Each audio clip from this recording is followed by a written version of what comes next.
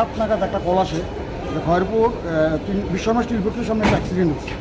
তখন আমরা তৎক্ষণাৎ ওইখানে অ্যাটেন্ড করি, করার পরে আমরা দেখি যে একজন বাইক চালক একজন মহিলা পথচারীর বাড়ি দিচ্ছে। তৎক্ষণাৎ তারা আমরা রেস্কিউ করে বাড়িতে নিয়ে জীবিতে নিয়ে এসেছি। তাদের নাম টাম কিছু জানা যাচ্ছে? তাদের নাম শ্রীকান্ত দাস। শ্রীকান্ত দাস। আর আর মহিলা যে আহত হয়েছে, মহিলার